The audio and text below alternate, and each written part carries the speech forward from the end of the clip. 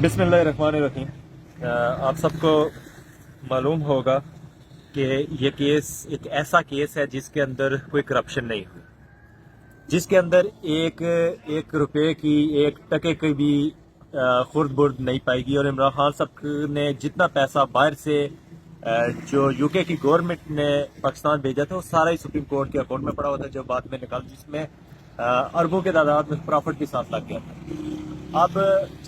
جب ایک کیس کے اندر جان ہی نہیں ہوگی، جب جو ایویڈنس ہے وہ ساری بتا رہی ہے، چیخ کے بتا رہی ہے، ہر گواہ نے یہ بتایا،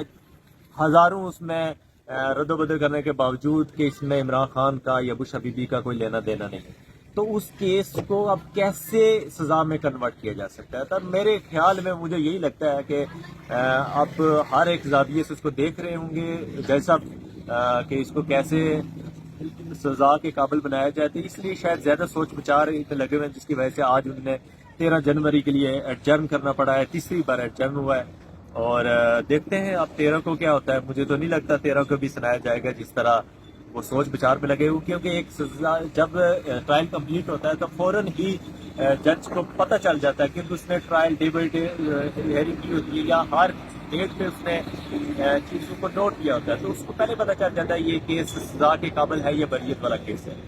تو جج سب کو میرے خیال میں پتہ چل تو چکا ہوگا، لیکن بہرحال شاید سردار صاحب یہ کہا جا رہا ہے کہ اس کیس کا فیصلہ اس لیے روکا جا رہا ہے کیونکہ حکومت اور جو پی ٹی آئی ہے اس کے درمیان مذاکرات ہو رہے ہیں، اگر مذاکرات ناکام ہو گئے تو بانی پی ٹی آئی کے خلاف یہ فیصلہ سنایا جائے گا، تو مطلب جج صاحب بھی اپنا فیصلہ جو ہے اس پہ رکھ رہے ہیں کہ اگر مذاکرات کامیاب ہو گئے تو سزا ہوگی، ناکام ہو گئے تو کچھ نہیں ہوگا۔ دیکھیں یہ آپ کا سوال بھی بالکل ٹھیک ہے کہ یہ پریشر کے طور پر شاید رکھا جا رہا ہو، تلوار کے طور پر لٹکایا جا رہا ہو خان کی سر پہ، کہ اگر آپ ہماری ڈیمانڈ نہیں مانتے یا مذاکرات میں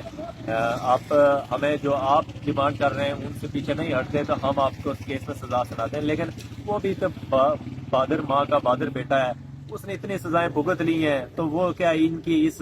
کیس کی سزا یا اس کے ڈر سے وہ اپنی جو ڈیمانڈز ہیں، جو لیگل ڈیمانڈز ہیں، ان سے پیچھے کبھی نہیں ہٹنے والا۔ اور بالکل آپ کی یہ بات صحیح ہے کہ مذاکرات کے سائیڈ کے طور پر ایک تلوار کے طور پر اس کو لٹکایا جا رہا ہے، اور اس کے علاوہ بھی ایک اور بھی پریشر ہو سکتا ہے، کیونکہ یہ کیس بے بنیاد ہے جس طرح پہلے کیسز تھے، اور انٹرنیشنل پریشر بھی اب آ رہا ہے۔ آپ نے دیکھا ہوگا جس طرح فوجی عدالتوں سے لوگوں کو جب سزائیں دلوائی گی معصوم لوگوں کو، تو وہاں سے کتنا بڑا پریشر آیا انٹرنیشنل کمیونٹی کی طرف سے، اور اسی طرح جب یہاں سے کیونکہ ابھی جو بائیڈن کی گورنمنٹ ہے جو بیک کر رہی تھی وہ بھی اب سائڈ پہ ہونے جا رہی ہے 20 تاریخ کو، تو شاید اس تناظر میں بھی دیکھا جا رہا ہو کہ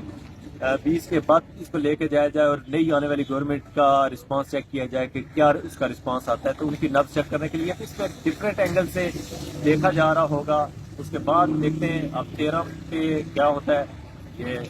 سب رہ جائے گا۔ آپ کیا سمجھ رہے ہیں 13 جنوری کو یہ فیصلہ آئے گا؟ کیونکہ آپ کہہ رہے ہیں کہ امریکہ میں جو تبدیلی آنی ہے وہ بھی 20 کے بعد آنی ہے، تو کیا سمجھ رہے ہیں؟ مجھے نہیں لگتا کہ یہ 13 کو فیصلہ ہوگا، مجھے لگتا ہے کہ مذاکرات کا بھی جو سلسلہ ہے یہ بھی 20 کے بعد لے کے جایا جائے گا، اس کو لنگر آن کرتے ہوئے، اور اس فیصلے کو بھی، اور اس کے بعد شاید فیصلہ سنا کے چیک کیا جائے کہ آیا کہ نئی گورنمنٹ کیا رسپانس کرتی ہے۔ تو بہرحال یہ تو ہماری پریڈکشنز ہیں یا ہمارے انالیسز ہیں، اور اس کیس میں سزا تو بنتی نہیں ہے نا، بریت ہی ہے۔ میرٹ پہ دیکھا جائے تو صرف بریت کے علاوہ کوئی آپشن نہیں، کیونکہ اگر کرپشن کی بیس پہ اگر کسی کو سزا سناتے ہیں تو کرپشن ہونی بھی چاہیے نا۔ وہ پیسہ جو آپ کہتے ہیں 190 ملین ہے، وہ ایکچوئل 190 ملین بھی نہیں تھا، 171 ملین تھا جو ریکارڈ کے مطابق ہے، تو وہ سارا پیسہ سپریم کورٹ میں اس میں پرافٹ بھی لگ کے وہ ہو چکا ہے، وہ گورنمنٹ کو بھی مل چکا ہے، لیکن اس کے بعد بھی آپ مزید ہیں کہ ایک شخص کو سابق پرائم منسٹر کو سزا دینے کے لیے چیزیں ختم ہو جائیں گی انشاءاللہ۔ بہت شکریہ، بہت شکریہ۔